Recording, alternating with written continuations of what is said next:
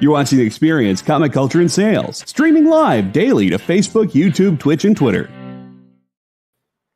Hey, welcome to Devil's Advocates. My co-host Kyle will be joining us in 1 minute. I'm Christopher, aka the Bronze Age Nerd. And let me just get this out of the way. Spoiler alert. That's right, we're going to be talking about spoilers tonight. And I'd like to start off with a little bit of a story. Let's go back in time to when a slightly younger Bronze Age nerd was watching The Mandalorian Season 2. And I couldn't wait for that finale. It was something that was going to be special. I sat down on the couch to watch it with my wife. We were waiting for it to queue up. And I went and browsed over to my Google feed on my phone to kind of just kill a couple minutes before we started streaming. I think she was getting a snack together or something.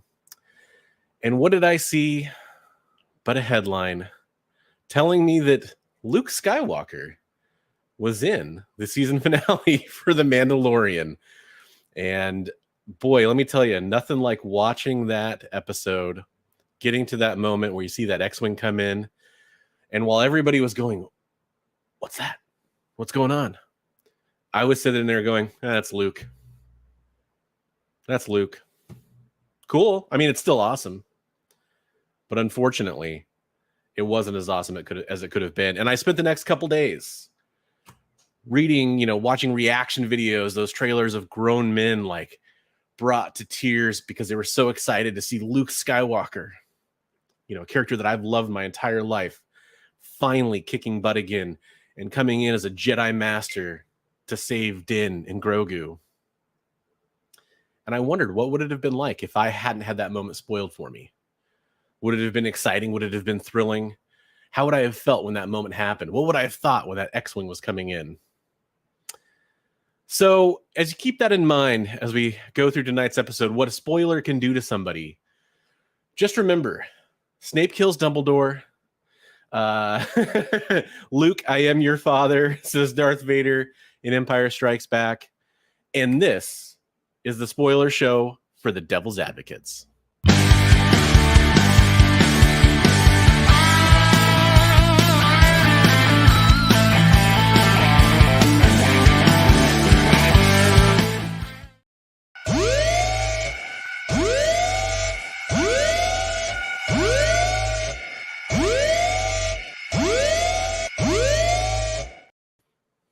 What's up, everybody? Hey, how's it going, Kyle? I'm like, Jay, we need to play our spoiler alert warning. It's a good one. Yeah, I'm like, way back in the early days of the experience, Dan's like, I'm going to do a show and it's going to be super spoilery, but we need to make it clear to people that we're going to be spoiling things. And at the time, we weren't sure if people would read the scrolls and stuff that were on the screen. So I'm like, I know. What if I make the most annoying video clip ever? I like the klaxons. That was a nice touch. Yeah, it's just know the only reason it's that klaxon is because originally it was the klaxon from QI. Oh yeah, I love that show. Yeah, but I got copyright infringements, so I had to change it. It's like a nuclear meltdown klaxon now. That's great. It's still pretty awesome. Yes, Brass Preston, Sauron does win in Lord of the Rings. He wins all the rings at the end. Is Sauron one of the tree guys? Yeah, he's one of the short guys that has a tree beard. Oh no, I was talking about the big guys that are made of tree. I was just mixing up things. Groot's uncles. Groot's uncles. Can I just tell you that I went to see Lord of the Rings. And I didn't see the first one. I went and saw the second one. So you got all the spoilers. And my friends are like, so this is that person. This is that person. This is what they do. And I'm like, you realize you're spoiling the third movie for me. And they're like, yeah, but you don't know that already. I'm like, no, I've never read the books and never seen the first movie. That'd be terrible. What are you doing? I mean, to be fair, jumping into the second movie of a trilogy is dicey anyway. But it's a free movie ticket. Like, I'm gonna be real with you. Yeah, I don't do high fantasy in that unless they're in space with laser swords. So, anyway. So this is the spoiler episode where we're going to try not to spoil anything, except we're going to spoil everything. Yeah, and like for real, all jokes aside, blanket spoiler warning for most things that are a year old. Probably we'll probably use as examples. Also, spoilers for the headlines that are out there that are well publicized, and I'm sure you've heard them by now, for Amazing Spider-Man 26 and who dies in that issue. We will talk about that as well. But that's out there. What's interesting is that I'm actually dealing with this right now with the story you just told. Yeah. I have anybody who knows me and follows my social medias knows I'm not all that active anyway. But I've been off of social media now for the last oh man, I love those. 3 weeks. Yeah, it's true. For 3 weeks, because somebody is inevitably going to spoil Guardians 3 for me, and I haven't had time to see it. And if someone spoils Guardians 3 for me, I will never get to see it because I will actively be going to prison for beating someone for spoiling Guardians 3 for me. It's the worst, man. It's true. I once we had a free comic book day, and Guardians 2 had come out, maybe?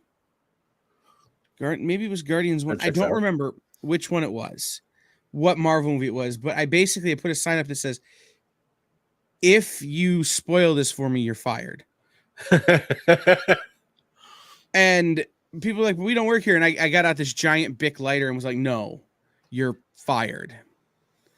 Like, well, so I worked at people may not know this. I worked for Microsoft Game Studios as a contractor. I worked on Halo. And when I did that, you're in an office full, like literally every single person is a nerd, right? Like down to the wire, every single person in this, giant office setting, cubicles right next to each other, talking in teams with people, across the country and across the globe that are nerds.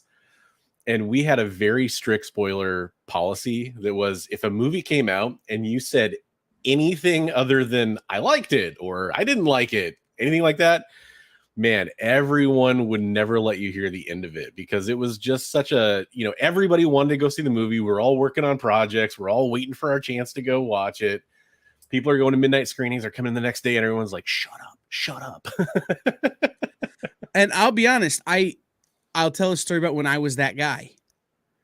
If you're a fan of The Office, when they were searching for Michael Scott's replacement, and there was a couple episodes with Will Ferrell, and there was a couple other. Yeah, you're trying to find the person, and they announced that it was Andy Bernard. I just put on Facebook, Nard Dog, and people I had been friends with to that point, like since elementary school, block, unfriend, wouldn't talk to me at the reunions, like are still big angry that I spoiled The Office. So I will say this, and Bronze and I are only kind of getting to know each other. Jay knows this a lot more about me. I work incredibly hard to avoid spoilers. Yeah. Not only do I work incredibly hard to avoid spoilers, I work incredibly hard to avoid trailers, to avoid articles, to avoid anything that has to do with content that I'm looking forward to consuming. Smart. For a number of reasons, right? One, I don't want it to be spoiled, but two, I don't like having preconceptions. Yeah. When you have a movie coming out called Captain America Civil War, and then it's an Iron Man movie that isn't anything like the Civil War comics that I've read and know back to front to back, I get angry. So I work incredibly hard to avoid any kind of knowledge. Wait, were you like, where's Speedball? What's going on? What yes, I'm going, this is not Civil War. I love like it. Considered walking out of the theater and asking for my money back. Angry. And you wouldn't like me when I'm angry. So it's really hard when we have a week like last week where how many days does something need to be public before it becomes socially acceptable to spoil it? That's something we're going to talk about. 67. That's what we're going to talk about, because I think that it's interesting, because to me, it depends on what kind of medium it is for me. So we will definitely get into that, Frog Brawler. Hold on to that. My answer is always 367. 367. If you can't see it in a year and 2 days, what the hell are you even doing? To me, it's a lot different for a new comic book day single issue than it is for a movie, than it is for the streaming season finale of a TV show that some people might wait a week to even start, you know? Right. But something else that we're going to talk about today is that I think there's a place for spoilers in the ecosystem of pop culture. 100%. And it really is an economic thing that we have to talk about. Mm-hmm. So, it's an interesting place for me to live these days. Well, and another thing too, that I like to frame conversations for people. This is a framing thing for me. Not only is this something where to me, it depends on the medium a little bit. Sounds like Kyle has more of a blanket policy. But we understand that there are different people out there, right? Like I have a different interpretation of what a spoiler is going to be than somebody else. And I have a different threshold for when I think it's okay to be spoiled. Like for me personally, I'm just throwing this out there. If I haven't seen a movie in 2 months, I get that I'm probably going to get spoiled on it at some point if there's something crazy in it. 100%. I'm not going to get mad. I'm not going to go and say, like, oh, I can't believe you did that. I might not be happy that I saw it, but I'm not going to, hold it against somebody.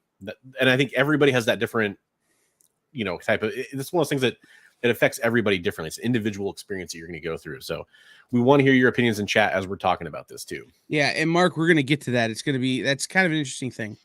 So last week we couldn't avoid the spoilers, right?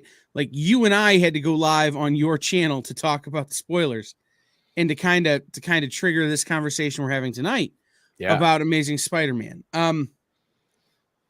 For anyone who wasn't there or hasn't been paying attention, Marvel has been building the Amazing Spider-Man hype that is happening in the world towards this big death in a book that comes out in 2 weeks, or rather a week from Wednesday. Yeah, now it's Amazing Spider-Man 26. And last week, a couple of websites, one that I don't want people to click on and one that I don't care if they click on, Entertainment Weekly being the one I don't care about, basically had the panels on the web spoiling the book. And that's kind of where this conversation for us started. And one of the points that I had made in our conversations as we were prepping, and it's kind of what Mark was talking about, well, they solicit them 4 months in advance and give it away a lot. They don't anymore.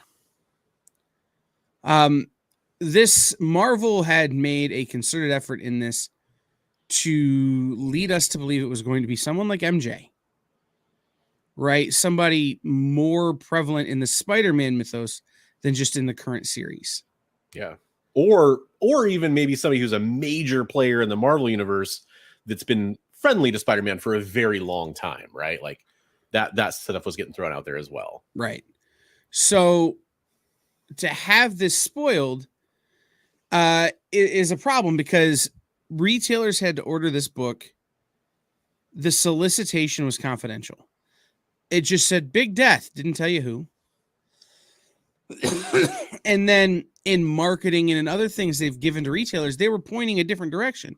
They were essentially giving you a false flag as to who it was going to be. And then all of a sudden to have it spoiled 2 weeks before release date is kind of a problem. Because now any hype these retailers have built is gone. Yep. And so for me, I hate spoilers, but I think spoilers are important. And what I mean by that is as a retailer, I was a retailer for 15 years before we launched the experience. It's a bait and switch. You can't not tell me anything and expect me to order the books and then tell Entertainment Weekly and expect me to trust you as a publishing partner. And it keeps retailers and keeps people in the business from making smart and informed financial decisions. So hold on, interjection here. Point of order. Mm-hmm. You said something in that story. Told Entertainment Weekly. Now, I admit I haven't been touching base with this as much as I should have been. Is that something that's come out and come to light for sure No. since then, or is that speculation? That is me asserting my own personal beliefs on a number of organizations. Yeah, However, I mean, I'm not saying I disagree. I'm just curious if maybe something did come out about that. However, and this is why I think that was the case. When it was the Batman wedding issue, DC told the New York Times. Yeah. These companies have a track record of telling major publications and spoiling books without telling their retail partners. So I'm assuming something that isn't 100% factually true. And well, and then you have this coming on the heels too, and this is a slightly different situation, but it just kind of gives you, setting the picture here. Not that long ago, you had Dan Slott talking about Spider-Boy before he appeared. Now, he didn't say, we have this new character coming, his name is Spider-Boy, but he did have him saying, like, I'm telling you, Spider-Man 7 is going to be the biggest thing in a long time. Essentially, and a lot of people pointed this out. Is he just trying to boost orders on this book? Is he just trying, Sure. Maybe he isn't, but I'm just saying that's what the narrative was, right? Sure. And the thing is that they didn't spoil that book.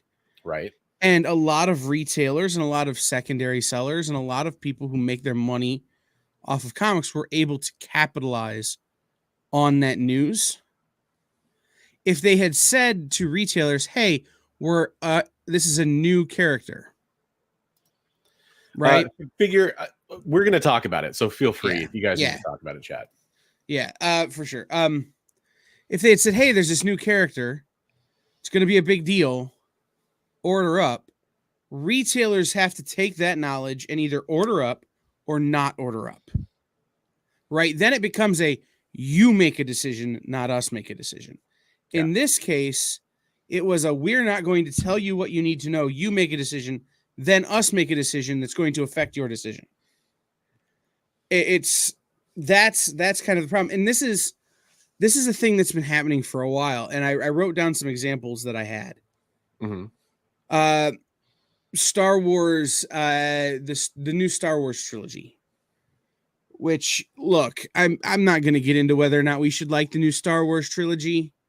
That's not the problem. But Funko was soliciting classified pops for characters that were going to be in that series, but you had no idea if they were going to be big or not.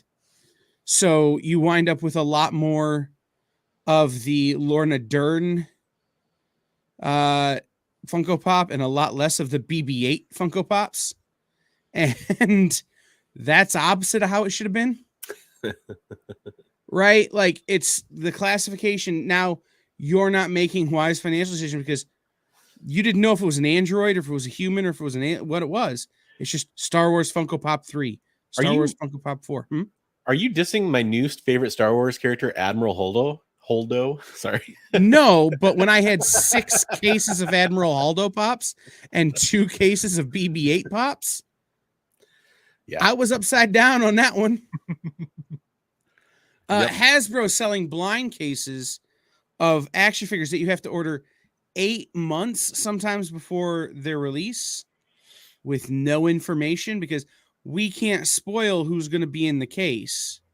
Really? How am I supposed to know how many cases to order? Right? If you're giving me a Spider-Man case, I'm going to sell a lot more than if you're giving me a Squirrel Girl case. Like, it matters. Man, and that then figure would sell big time though.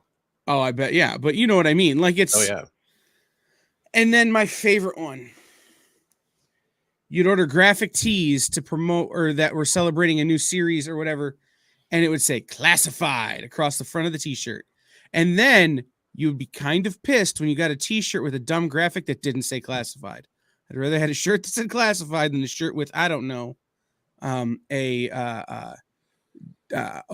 was the good one? Zachary Levi's character from Thor Dark World. Oh yeah, what else? On the front of it, Warriors 3. Don't even care. Like, are you kidding me right now? So that's That's where spoilers are good. Sometimes you got to spoil stuff to your retail partners, to the people who make you your money. And I want to. There's a couple other examples I want to talk about here. Well, one other prominent example for me. Some of my interests are action figures and Lego. And Lego is kind of interesting because, especially when you're talking about Star Wars, when the sequel trilogy movies started coming out, there were a lot of minifigures listed in Lego sets and a lot of sets themselves. Think about it. When Last Jedi was coming out, you had like an AT style walker. It was an ATM6 walker. We didn't know that yet, but we're like, whoa, what's up with that thing? You had like an ATST looking walker. And then even for Force Awakens, you had like a snow speeder that ended up being in a deleted scene. So these manufacturers, like, we all understand that there is a long ramp up. Like, they have to do the design work, they have to sculpt the stuff, they have to produce the stuff, they have to get their promotional materials ready. They need to promote their products before they hit stores. But when you take this like holistic, giant corporation, mass market kind of approach, you have to consider that there are going to be ramifications for these certain characters leaking out that might spoil the movie, or it might affect retailer sales. It's almost like a spectrum, and you got to figure out where you're sliding on that spectrum, right? And then kind of going along with that, you mentioned the Hasbro case thing. I'll tell you what, there was a figure that appeared in one of the waves for a Marvel Legends series from Hasbro, and that was Sleepwalker. And when Sleepwalker appeared in one of those waves, everybody freaked out in the comic book speculation community for like a week. It was like Sleepwalkers. I can't remember what movie was coming up next. Maybe it was Doctor Strange 2, whatever movie was going to come out. Everyone thought, oh, he's going to be in the movie. Well, I don't know if you know this, but Marvel Legends releases MCU style figures and comic book only characters that have only appeared in the comic books. And they don't always split those waves up. In fact, they often in a movie wave will have a comic book character, and often in a comic book wave might have a movie character, depending on how things go. So it can work both ways, right? Like, it's not just always this, oh, I don't know what's happening. It can also be like this, I hate to use the term, but almost like a false flag kind of situation too, to kind of add some more context to that. Right. It's true. One of the most popular versions of this is when they're redoing a character origin and you find out because Walmart drops a t-shirt, which they did. And ironically, it's relevant to today's conversation.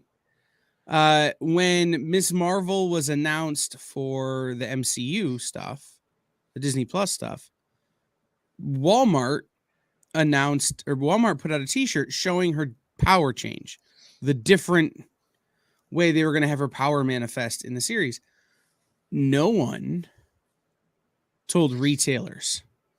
No one told comic book retailers. No one told anybody else. Walmart just is like, here's the shirt. It's on our website. People are like, wait, what is that? Whereas if they had come to people and said, hey, we're going to reclassify her power, we're going to make her an Inhuman as opposed to something else, we're going to have it manifest a different way. Now, all of a sudden, the retailers and the other people who are down the line from Walmart and from Marvel can make adequate decisions. Now, are you telling me something happens to Miss Marvel? She's okay, right? Yeah, she's great. Just so you know, she gets a job working for Louis Vuitton in France and has to move away right after she has a kid with Ross Geller. Oh man, and I hope that she is like teaming up with Spider-Man like left and right going forward here. Right, absolutely. I will say this, and then we'll take our first break. Retailers are notoriously bad at keeping secrets. But isn't that the trade-off?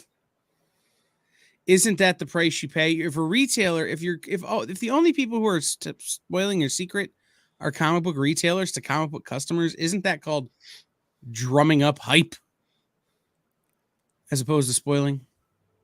Just saying. So we need to take our first break. We actually have gone too long, and Jay is going to yell at me. So we're going to take our first break. And we come back, we're going to open the phone lines. Y'all can call in and we can talk about this. It's a whole thing. You can get on the 567-318-6507. Wait, 567-318-6507. 8675309. Don't call that number. It just plays Jenny. We will see you after the break with phone lines open here on The Experience. To be continued. 3 little words that hold the secret to the next great story. 3 words that will thrill you, confound you, give life to new possibilities. Every variation of To Be Continued is a promise of adventure, a promise of excitement, a promise of unseen wonders and unexplored worlds. A promise that every issue you read makes you a part of a never-ending journey. And behind every page, there will be an unopened door waiting for you. This story to be continued at your local comic book shop today. Visit comicshoplocator.com today. Did you know that every Experience show, including some exclusive content, streams on Twitch? Check it out. Twitch.tv/the_EXP. Or just scan that QR code.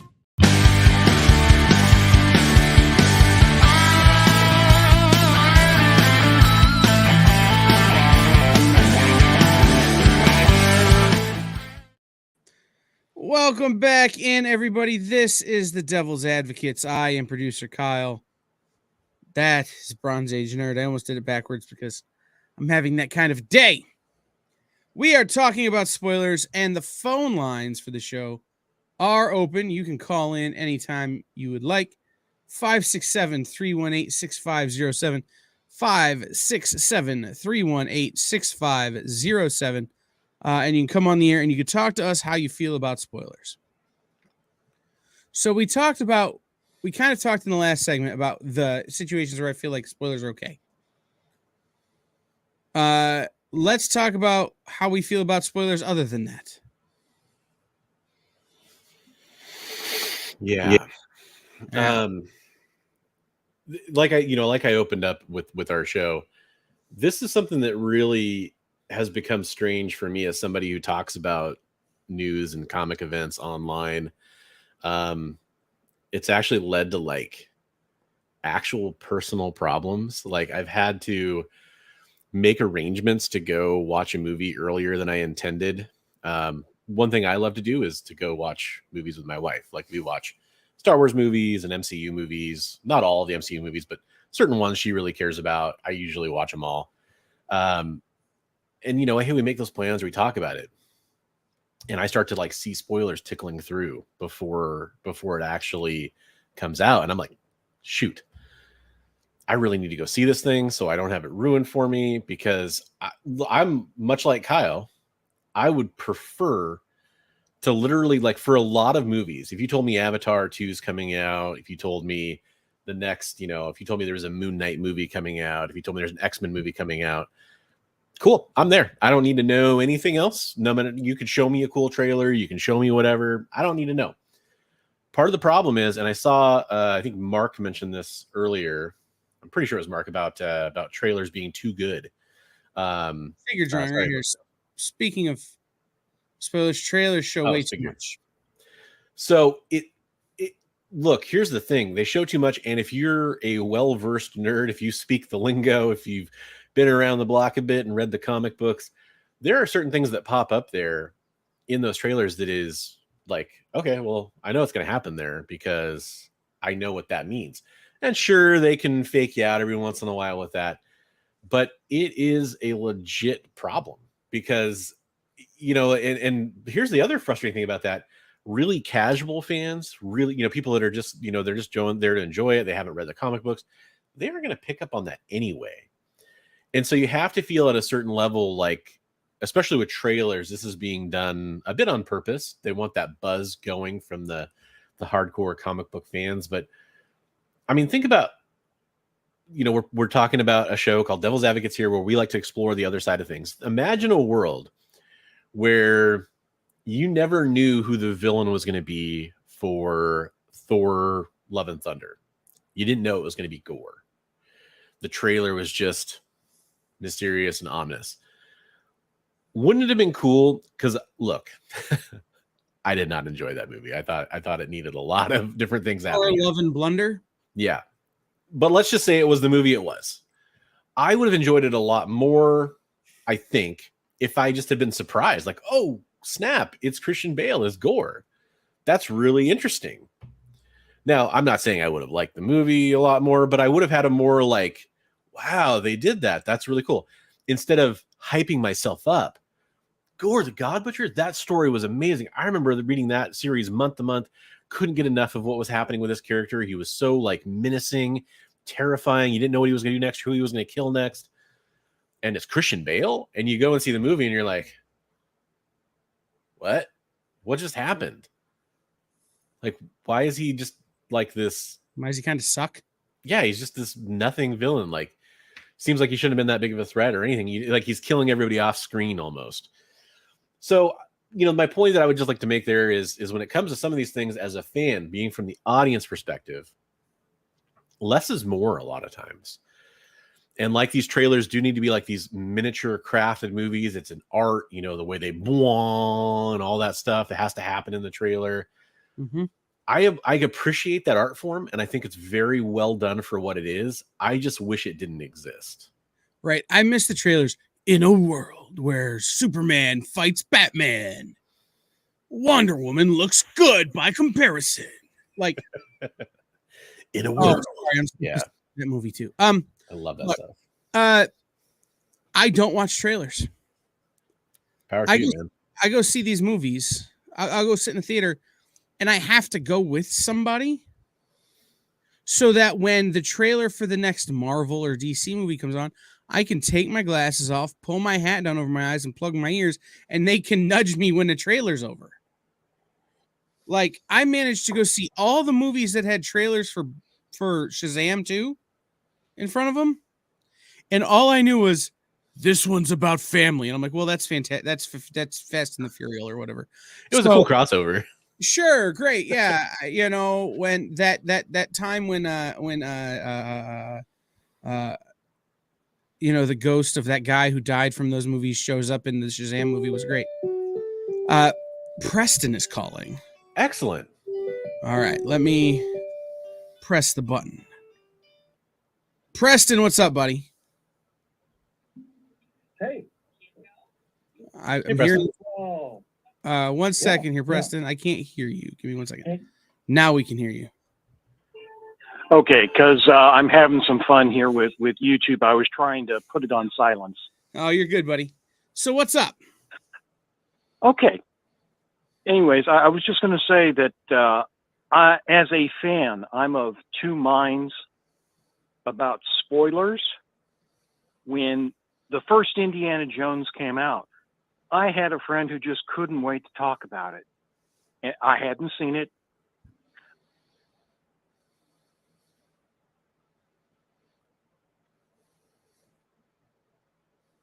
His enthusiasm for it got me interested enough that I would go and see the movie.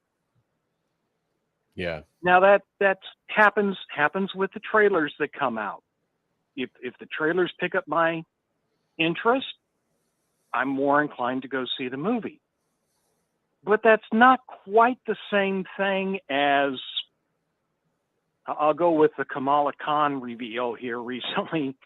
That just kind of, spoiled any need for reading the comic and figuring out, well, what's going to happen, who's going to be responsible, how's that going to change the Spider-Man dynamic or such like that.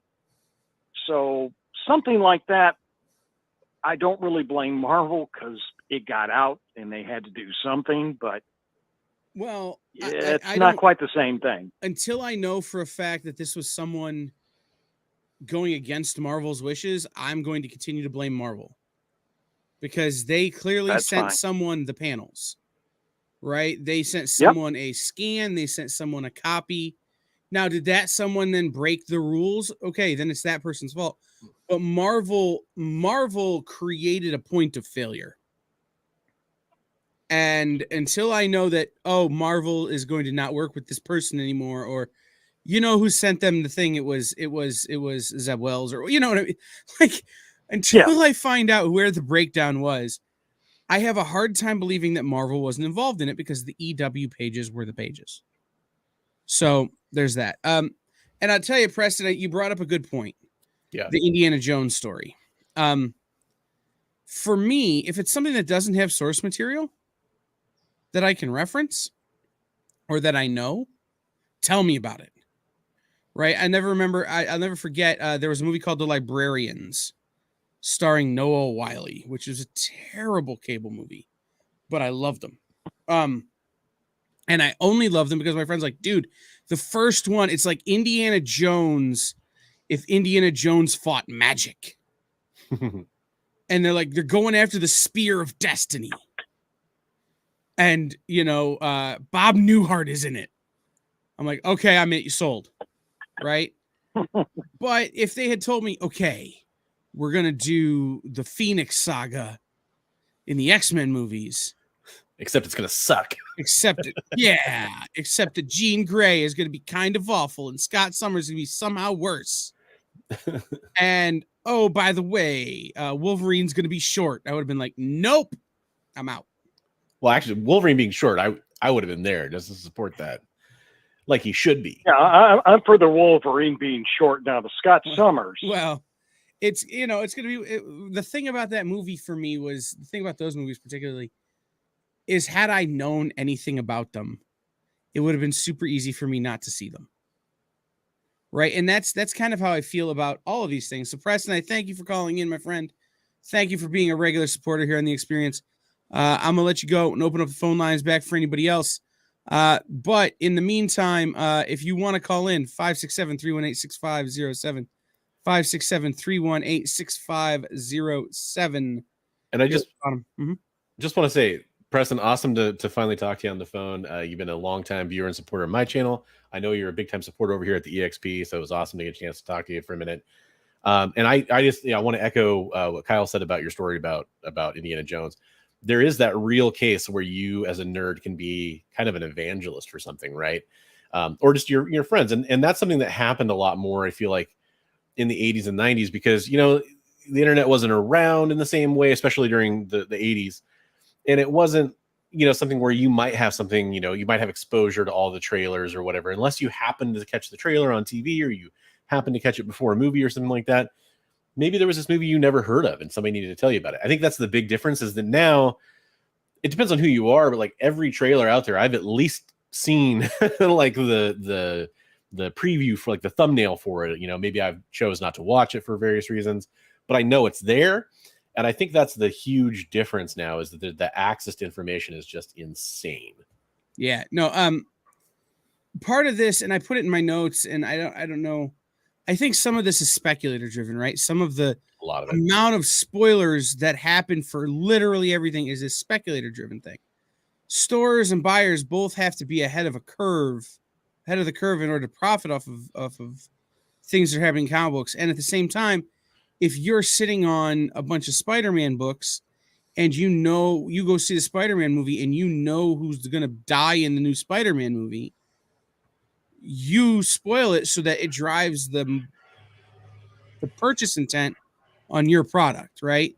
100%. But the thing I think about is that when the greatest characters in comics were created, no one was playing that game, right? It was, the things were flipped, right? It wasn't the price of the book was driven by who can get it and sell it. And, like when the new thing happened, the price of the book was the price of the book. And then as time has gone on, with the importance of the book becoming more important, the value has gone up. The example I have is the first appearance of the Hand in Daredevil. That book didn't really start to see a growth in value for 2 or 3 years after the book came out. right? It's because that wasn't how the game was played back then. The game has since flipped, and it has to be this much more immediate. A book has no value unless something happens. Back then, a book had no value, period, and then something happens, and then time goes on. Yeah. So I think that's a big part of why people are constantly online going, did you see that at the end of WandaVision, the guy from Fresh Off the Boat, who played the dad, Randall Park, turned into a dragon? That didn't happen. It would have been cool. Oh, yeah, that one. Oh, man. The TikTok thing? I'm still mad at TikTok about this one. Still mad. I saw the Big Belly Burger box, like it, because I'm scrolling through TikTok, and that's real. It's an early frame in that trailer, and I'm going, wait, what is this? What am I seeing? And before I knew it, I had watched the Blue Beetle trailer, and I'm going, you sons of. TikTok is a fascist. I love TikTok. I spent all day online defending TikTok against somebody who's in the banned TikTok camp. But you know what? Ban trailers on TikTok. Well, and I would, there's people that love it. I understand it gets hype, all that stuff. But I would almost just ban the way we're doing trailers in general. It's not like we're not like in the minority saying this. I see the opinion everywhere that trailers are too revealing and too crazy these days. Like Phil said, some trailers are so damn long, you've pretty much seen the movie. Right. Or when a trailer straight up lies to you, right? When they're putting stuff in the trailer that's not got anything to do with the movie, just to throw you off the scent. Yeah, there's that too. Make a 30-second trailer that shows you nothing, but gets you all the hype. Can I tell you? The Guardians 3 trailer. I never saw a second of it, but if you think I didn't hear the music, right? The first few bars of the music, and that didn't get me hype, you're wrong. Like, or what movie was it where they had Sweet Child of Mine was the trailer music just recently. Oh man. Thor, yes. Right. Well, there's another trailer that just had that too. Yeah, there's like some post-apocalyptic movie with a guy from Tenet that is coming out. Anyways, that they play that song too. I don't recognize that Slash guitar riff 6 seconds in and be like, all right, I'm sold. Yeah. And you need to show me any more than that, then you're wrong. Because I'm excited for these movies despite what they are, not because of what they are. Like, it's going to be genius when Guardians of the Galaxy 3, for example, and no, don't worry, I'm not going to spoil a damn thing about it. Don't worry. I'm not going to see it until tomorrow. If Guardians of the Galaxy 3 was coming out, we all knew it was coming out, and the entirety of the trailer consisted of a black screen or whatever that said the logo, and it said James Gunn final Guardians of the Galaxy ride coming this date. And that was the only thing that was shown for the entire movie. I wonder, man, like, would that be the biggest movie opening ever? Because everyone's like, I gotta go see that. The trailer is a QR code with an option for Spotify, Apple Music, Tidal, whatever you use, with the soundtrack, with just the playlist. Yeah, that'd be interesting too. Right? It's Guardians 3, the music. Or just one song plays in the background, the opening credits song or whatever, which I won't say. You mean to tell me if they gave you that playlist, you wouldn't put it on Spotify or Apple Music or whatever you use and just listen to that for a month ahead of time, just getting hyped for this movie? Yeah. There's somebody's going to do it, and they're going to be a genius for doing it. Right. There's better ways to do this without spoiling. And so that's one of my other problems, right? Like, I have to go see a movie on a Wednesday night or a Thursday because of what my job is. Because if I wait till Friday or Saturday, somebody on my own channel is going to spoil the movie for me. Because you can't wait that long to put out content on this stuff. Right? And then what happens is these new things release and they get spoiled, and then I have to wait long enough to forget what I was told before I could watch it again. I haven't watched She-Hulk yet because I still know what happens in She-Hulk. I got to wait until I forget what happens in She-Hulk before I can watch She-Hulk. Like, it's brutal. It was crazy when Hercules showed up in She-Hulk, man. I'm just telling you. I'm kidding. Well, did he kick a soccer ball and say the F word a bunch? I hope so. That'd be great. Right? Roy Kent.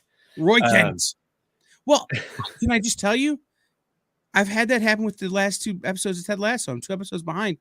And TikTok keeps showing, and everybody keeps showing me these clips of Uncle's Day. Dude, listen, I know there's a lot of people that are not Denver Broncos fans. As a Denver Broncos fan, there is a scene in Ted Lasso that would have been amazing to watch. Is it the one about the Super Bowls? Yes. Okay. And yes. having that scene spoiled, that was my Luke in Mandalorian all over again. That scene happens and I hadn't seen it and I'm just bawling. Great scene. Yeah. By the way, if you're not watching Ted Lasso, why are you here? Go watch Ted Lasso. We'll see you next week. You're going to watch it all in 1 week. Don't worry about it. We'll see you next week. Very bingeable. No. So, yeah, I came up with a couple of solutions to my problem with spoilers. I think spoilers are never okay unless you're doing it to a group that you have to spoil to. Right? So that they can help you make more money. Well, Eddie, I know what you're doing after this show. Yeah. Oh man. Yes, Sauron wins. Actually, it's kind of weird. It's not Sauron from Lord of the Rings. It's actually Sauron from the Savage Land. Carl Lycos. He wins the whole thing. He wins the game of She-Hulks. See, I thought it was what was the other Sauron? There's the third Sauron. Yeah. Man. Deep. Oh, from the cartoons. Sorry. Okay, I'm good now. Anyway. No, so not enough caffeine in the world. It's true, bro. It's true. I'm so out of shape for running around with a 5-year-old. Like, I've drank a half a case of Mountain Dew tonight, just getting ready for this show. So one of the things is returnability. Yeah. And this is a comic book thing. If a company won't tell retailers what the product is, they have to have 100% returnability on the product. If I'm a retailer right now and I'm going, wait, I ordered this big death because you told me it was going to be a major thing, and it's just Miss Marvel, which is a major thing to a group of about 10% of the industry, right? 10% of fandom is going to go ahead and go, okay, yeah, it's a major thing. They're a hero. They're not, whatever, right? I should be able to return whatever I can't sell in 30 days. That's funny. Right? This is funny. How many Saurons are there? 42. That movie was on this weekend. I definitely watched it. The spoiler alert, always bring your towel. My towel's right over there. I actually have a little blue towel signed by Mos Def. Ooh. Yeah, that's the Hitchhiker's Guide to the Galaxy commemorative towel. You're a dolphin. So long and thanks for all the fish. So sad that it should come to this. The other thing is, and this goes both ways, is that trust. I think part of the problem is in our industry, we've gotten to the point where we don't trust the companies that we're working with, the other fans we're around. And, so we don't trust people's opinions. We don't trust what they're telling us unless they tell us everything. Right? I don't trust Marvel unless Marvel tells me everything. I don't trust Chris. I don't trust his review of something unless he tells me everything about why I should trust his review. And that's no way kind of to go about this. It's that Pawn Stars. It's not that I don't trust you. It's that I don't trust anyone. Well, the truth of the matter is you have to put some trust in other people's opinions.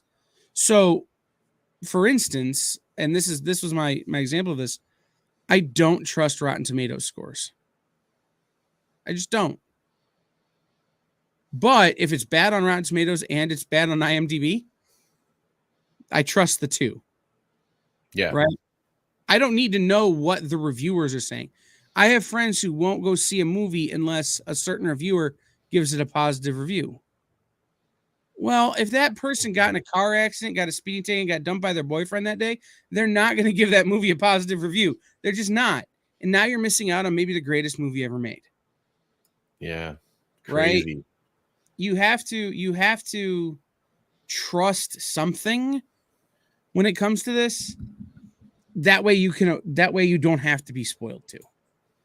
If CBR could publish an article that says, the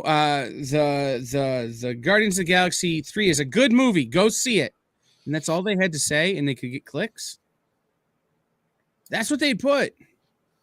They wouldn't put that Guardians of the Galaxy 3 is a good movie and Groot turns into the shrubbery from Monty Python and the Holy Grail, and Rocket goes on to star in the Island of Dr. Moreau movie, and they wouldn't have to do it, but they have to do it now because nobody believes them. So those are kind of my big takeaways, right? We've got to get back to a place where from a product standpoint, we have returnability, and from a personal standpoint, we trust what people are telling us about these things. Yeah, and for me, I have a more systemic plea to people that produce content. Don't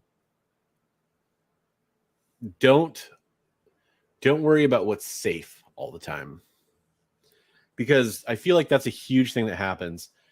And you can blow this up because this is true for even like how movies are made now.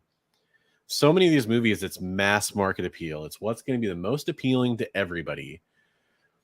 But to do that, you have to sacrifice a lot of creative choices and kind of rein them in at times, right? Like, you can't risk offending a third of your audience with a joke that's edgy in a certain way, or with a, violent scene from a comic book or whatever it is.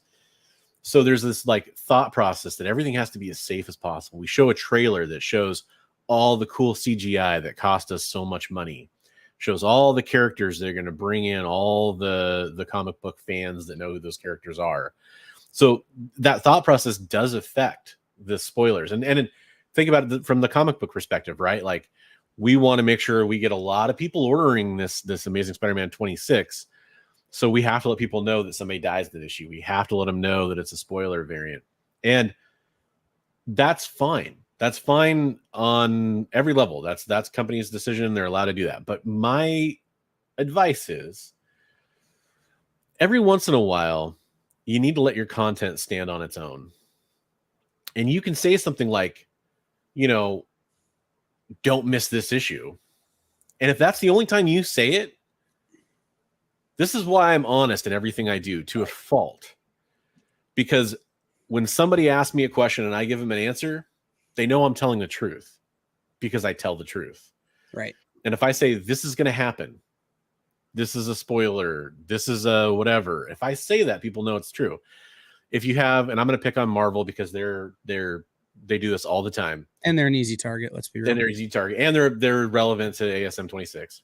Don't miss this issue. The single issue that changes everything forever. All the speak that we see in solicitations over and over and over and over and over and over and over and over and over and over again. Well, what happens? It's meaningless. They're the boy who cried incredible. Exactly. And if you take a step back, yes, every issue is going to sell. Like, use verbiage like "this continues the epic story by so-and-so," or, right. Let your story stand for itself a little bit. Have some faith that it's going to do well. Because what really gets people excited, like Kyle, like myself, like all of you watching, is when we don't expect something. It's when Luke Skywalker shows up at the end of Mandalorian Season 2's finale and saves the day takes Grogu to be a student, smacks down some dark troopers with some force powers, looking a little bit like his father, but in the most badass way you could have expected. You see that green lightsaber ignite. That is what drives people to talking about everything the next day, the next week online, and driving more people to go watch Disney Plus's brand new season of The Mandalorian. Right. I keep waiting for the comic company to have the balls to say, this issue, run filler. Right? Like, this issue, because we needed to get to 6. Just to have the guts to say it. Look, this is a stall in the story. We get it. But I tell you what, there's going to be stuff in here that's about character relationship that's going to make issue 6, when it all pays off, that much more interesting. Yeah. And it's like Preston said, if every book's a key, then nothing's a key. This is an interesting concept, and maybe it's a what is it? What conversation of what is a key and what isn't a key is something we need to talk about at some point. But you look at Fantastic Four, start at issue 40 and go through issue 60. How many of those books are keys? 95%? Yeah. You can actually have every book be a key. You just don't got to tell everybody they're a key. It's that thing, girls like it better if they find out you're cool. You don't have to tell them. Show, don't tell. Right. Like, hey, Marvel, and one of my other favorite ones is Dynamite and Zenescope are both big on this. The next epic story. No. This is them walking and talking for 22 pages. Not epic. Important, but not epic. Like, don't become the boy who cries important. Yeah. Conversely, it's okay to have that. Like, this is a powerful conversation between Daredevil and Spider-Man on a rooftop and a large pizza and a 6-pack or whatever it is, right? Like Daredevil and Spider-Man visit Tom's Diner, where they shot Seinfeld, to talk about the problems that New York is having in a post Rudy Giuliani world. Okay? Yeah. I mean, I've been to New York. Let's have that conversation. Yeah. There's nothing wrong with a little honesty in salesmanship. And in fact, I'm saying that a little ironically, like, it is the best thing you can do is to not be afraid to be a little honest, to be a little humble, to not be afraid to let your story stand for itself. Yep, absolutely. And like Ron said, it's why here on The Experience, it's one of my core values. We're honest with you. At least I am. If I don't like it, I'll tell you it sucks. In fact, if you watch In Stores this week, you would think I don't like comics. If you watch the Dan Wickline show, you'd think I don't like superhero movies. As it turns out, I'm just incredibly I'm an incredibly tough grader. Yeah. So I expect more. And when I don't like them, I don't like them. And you know what? That's true. We're a tough audience. Like, I'm the same way. A lot of people that are going to be watching are the same way. And I think that the funny thing is, companies are afraid of that to a certain extent. They don't want us to hear, oh, the nerds are pissed off about it, because they know that, like, that's going to have some kind of like negative effect on the movie or whatever the comic is. But at the same time, guess what? Most of us are all lining up at the theater still. Like, a lot of us have this opinion. We grew up when there weren't superhero movies, that we had, the Captain America, the bad one. And we had, the we had Red Brown Captain America. Yeah. The Phantom, all these movies. And so we're all about supporting this and making it, I'll be there. I'll give you my money. You worry about making it good. Right. Absolutely. I would rather have a superhero movie than no superhero movies. But if you're going to make a superhero movie, just remember that I'm going to know whether you tried or not. Other people might not, but I'm going to.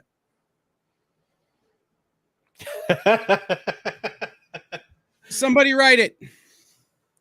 I will. I'm sending I'm going to send this premise to Ram V. Be like, hey, man, I think you can get this done. Tell him if he needs a ghostwriter, I'm available. I could write the hell out of Felicia Hardy, among other things. It's true. All right, guys. The link is in the comments. If you have an idea or a topic you'd like us to talk about, fill out the form. in the comments. It's over there on my screen, or it's down there if you're on YouTube, I think, or wherever it is. Click the form, fill it out. Tell us what you think we should talk about here on the show. Especially if there's something that really piques your interest. Yeah. We want to talk about stuff that you want to talk about. And I think one thing too that might happen on some of these weeks is we might even have kind of a free forum with the call-ins. Not have that necessarily have to be like it has to be about this topic. We love to hear you talk about the topic we're talking about. But hey, some weeks, there might be something that happened that we didn't have time to prepare a show for, but you want to get our thoughts. That's something that I want to kind of encourage is don't be afraid to, be like, hey, can I call in and ask about this? We're probably going to say, yeah, because we want to hear what you guys want to talk about. Absolutely. And then maybe we'll talk about it next week. Right.